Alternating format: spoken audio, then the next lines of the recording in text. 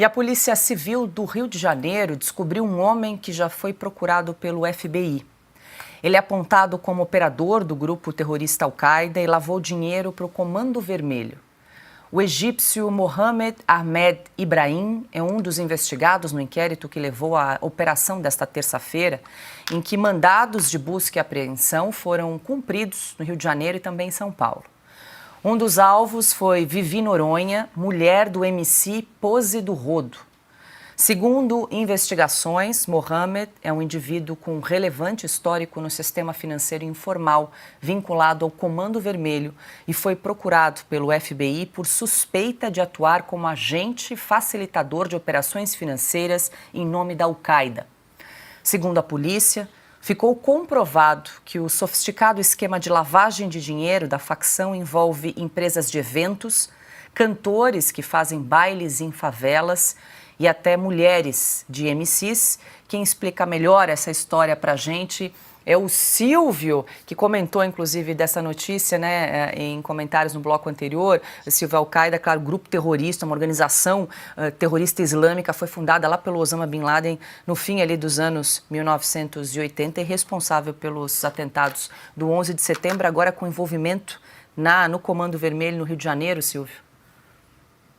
Comento, Paula, mas com muito pesar, porque as cenas que a gente assistiu hoje no Rio de Janeiro são cenas de um estado que não tem volta. Aquilo me parece um narco-estado absolutamente tomado. Quando eu vi aquelas imagens, e eu começo pela soltura desse MC, foi abraçado em cima de um carro pela mulher dele. E antes parece que o filho de um traficante que é músico, que também já foi preso, subiu em cima de um ônibus em deboche, aquele ônibus carregado de trabalhadores, provavelmente, pessoas de bem que moram em favela, mas que são pessoas de bem, que lutam para conseguir colocar comida na mesa, e eles fazendo aquela arruaça, é possível enxergar armas, fuzis, um deboche com a polícia, aquilo é a barbárie. Aquilo é o retrato de algo que não tem mais volta, senão com uma intervenção muito pesada, com aparato militar, com uma mudança de conceito da própria imprensa, da mídia, do judiciário, porque nós temos hoje um ministro, aliás, no executivo, o ministro de Segurança Pública e Justiça diz que a polícia prende mal, que o problema é que o juiz tem que soltar bandido, é disso que se trata. Então a gente assiste tudo isso. Por que eu estou fazendo esse elo? Porque esse cidadão que foi solto, que eu nem conhecia, sei lá quem é MC, o que é, ele é ligado e admitiu ser ligado ao Comando Vermelho. É a segunda grande facção criminosa do Brasil depois do PCC. Que o PCC, presente em quase todo o território brasileiro, e o Comando Vermelho, ambos, têm estrutura de máfia, tem estrutura de multinacional do crime, com lavagem pesada de dinheiro. Uma dessas empresas aí que a gente fala, 250 milhões, mas as cifras são bilionárias, com B de bola. Que tudo isso não é novidade, ok. Qual é a novidade nessa equação? A presença de grupos terroristas, no caso, a Al-Qaeda. A Al-Qaeda remete imediatamente à memória do ataque aos Estados Unidos, às Torres Gêmeas, em 11 de setembro de 2001. Portanto, nós temos agora facções criminosas que dominam o território, que não são enquadradas como terroristas porque o governo do PT não quer enquadrá-las como grupos terroristas, o que apertaria a legislação, o que dificultaria a lavagem de dinheiro e favoreceria quem quer prender criminosos, no caso do governo americano sobretudo, mas elas têm ligações com grupos terroristas do mais alto perigo no planeta. Então, olha aonde a gente chegou. E finalizando, esse sujeito que a gente mostrou a foto agora, ele já entrou e saiu da lista da Interpol, já foi procurado pelo FBI, ele já esteve no Brasil, aliás, ele chegou ao Brasil em 2018 e ele criou empresas de fachada, ele não está sozinho nessa. Fato é que é um egípcio, mas tem outros estrangeiros que estão aqui, têm empresas abertas e essas empresas são utilizadas não só no Rio, como em São Paulo, para lavagem de dinheiro do tráfico de drogas associado a grupos terroristas que atuam do outro lado do planeta e a gente já conhece, não é só a Al-Qaeda. Essas são algumas das imagens, Paula. Eu acho isso algo.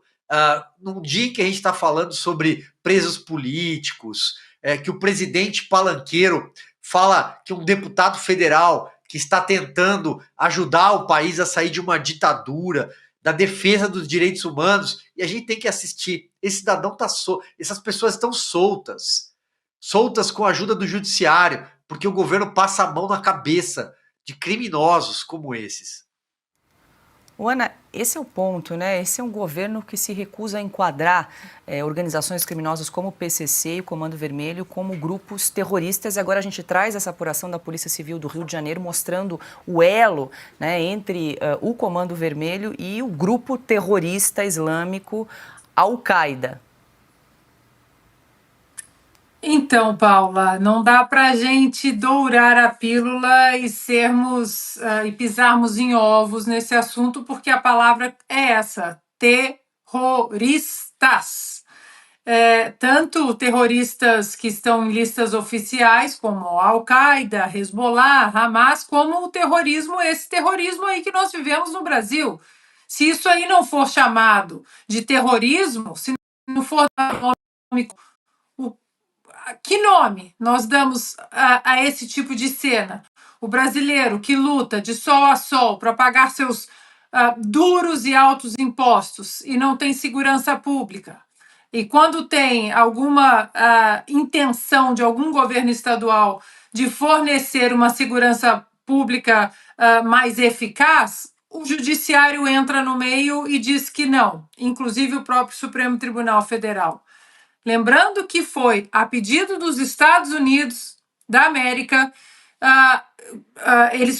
os americanos pediram para que o governo brasileiro colocasse os cartéis que atuam no Brasil, o Comando Vermelho, o PCC, na lista de grupos terroristas, exatamente para poder sufocar o que alimenta essa gente, as veias econômicas, as veias financeiras. É assim que é feito aqui nos Estados Unidos. No primeiro mandato do Donald Trump, por exemplo, foi exatamente dessa maneira, sufocando as veias econômicas através de sanções econômicas ao Irã, o maior financiador de grupos terroristas no mundo contra os Estados Unidos.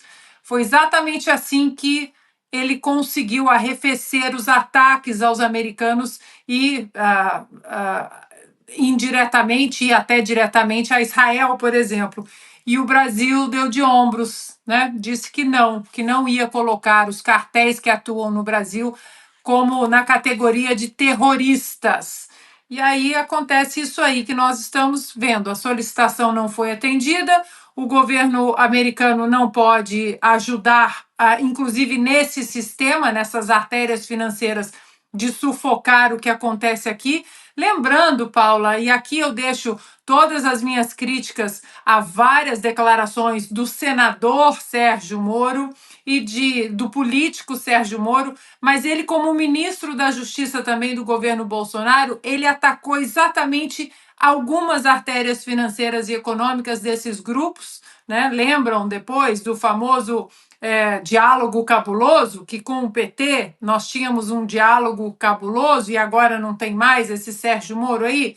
É preciso fazer isso. E o Brasil não quis colocar esses cartéis nessa lista de grupos terroristas, porque, claro, né? Vou repetir aquele ditado de Minas: boi preto conhece boi preto.